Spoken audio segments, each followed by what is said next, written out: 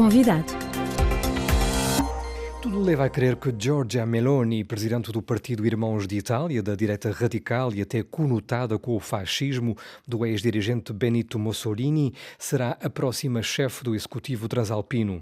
O seu partido foi o mais votado nas eleições deste domingo, mais de 26% dos votos, segundo dados ainda provisórios. Graças à sua coligação com a Liga e a Força Itália, componentes de uma direita bastante conservadora, Meloni, de apenas 45 anos, pode garantir maioria absoluta nas duas câmaras do Parlamento e tornar-se assim de forma inédita na primeira-ministra da terceira economia da zona euro. O grande derrotado tendo sido a esquerda do Partido Democrata, o segundo mais votado, ainda assim, que arrecadou 19% dos votos.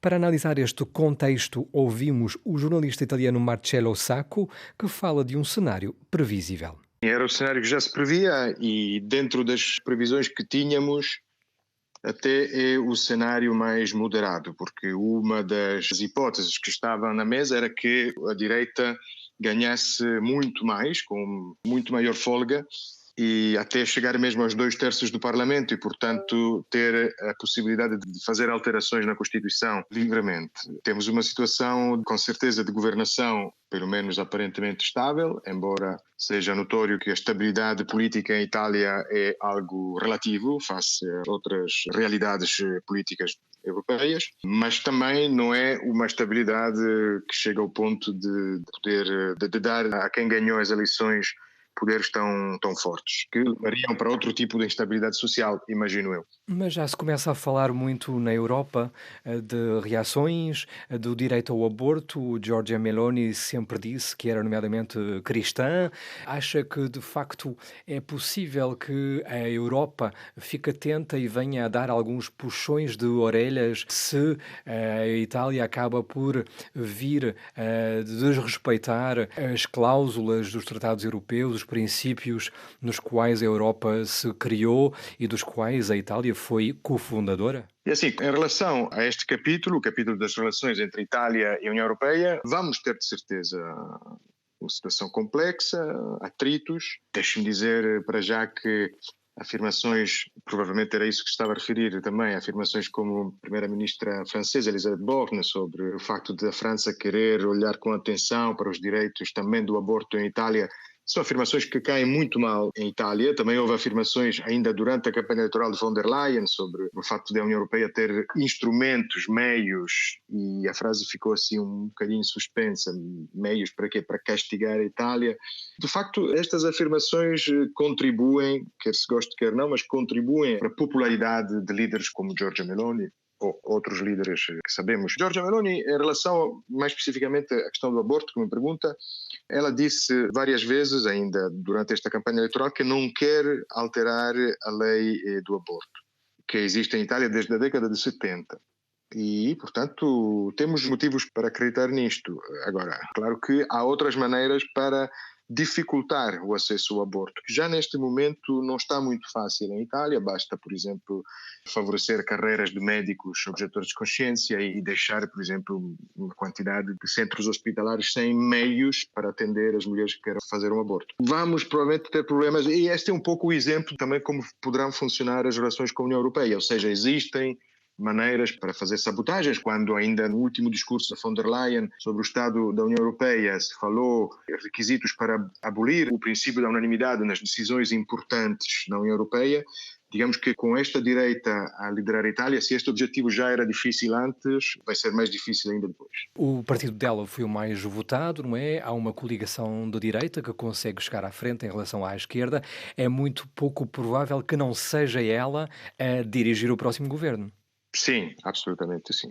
Muito pouco provável e, diga-se de passagem, seria muito pouco justo, porque não existe uma eleição direta do primeiro-ministro. É uma coisa, é um equívoco que se ouve dizer muitas vezes, sobretudo quando se fala da política italiana. Mais uma vez temos um primeiro-ministro que não foi eleito pelo povo.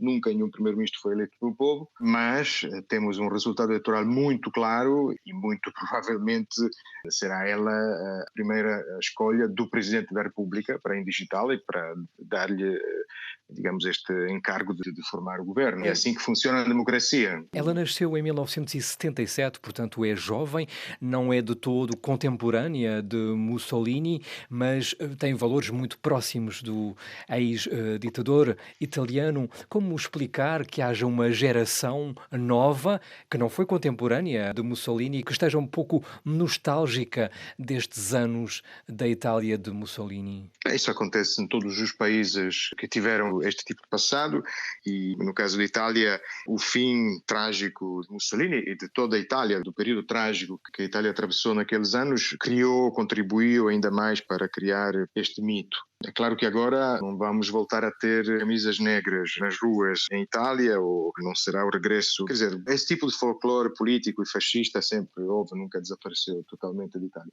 Mas, repito, as questões políticas mais sérias são outras. Obviamente, também estas questões simbólicas são muito fortes. Dou apenas dois exemplos. Um é que provavelmente vamos ter um governo com irmãos da Itália, com os pós-fascistas, no topo daqui a cerca de um mês, que é exatamente o aniversário da Marcha sobre Roma, de 1922, Mussolini. E pergunto-me, mesmo em termos de questões simbólicas, onde estará o que fará Giorgia Meloni no próximo 25 de abril, aqui em Itália, como em Portugal. Em Itália temos a data de 25 de abril de 1945, que é a festa, o dia da libertação, da ocupação nazi, o fim verdadeiro da guerra. É um pouco a festa que celebra o dia em que a Itália nasceu das cinzas do fascismo e da guerra. Onde estará Giorgia Meloni? Já como primeira-ministra não se poderá esconder nesse dia, deverá dar a cara para uma celebração como esta, o que dirá uma boa parte da praça que normalmente celebra este dia e que não se identifica ou que não reconhece em Giorgia Meloni a autoridade moral para ser uma das líderes das celebrações do próximo ano. Vamos ter provavelmente um período de distúrbios e de turbulência também social. Há uma Acho. forte tradição de instabilidade política e parlamentar na Itália. Agora vai ser necessário que a extrema-direita se entenda com a direita tradicional. Acha que há aí uma margem possível para entendimento entre essas forças políticas? Quando se fala de extrema-direita ou direita tradicional, ainda até ontem, quase a maioria dos jornais italianos continuavam a falar de uma coligação do centro-direita, porque a coligação é sempre a mesma. Aqui também é um equívoco, não falamos nem da realidade francesa, nem da realidade alemã, onde existe uma tradição de direita liberal que nunca governou, nem quis governar com a extrema-direita. Temos o exemplo francês, e temos o exemplo dos gaullistas franceses e do exemplo dos democratas cristãos da Alemanha. Aqui esta coligação é sempre a mesma. O que mudou dentro da coligação é a relação de forças entre partidos, mas Berlusconi governou sempre com os pós-fascistas, desde 1994. E a própria Liga, que é o outro terceiro elemento desta coligação, não é um partido menos extremista, em alguns casos até diria que é mesmo mais extremista, pelo menos no estilo político e na linguagem que usa, é mais desagradável, digamos, no mínimo, do que alguns desta atual extrema-direita.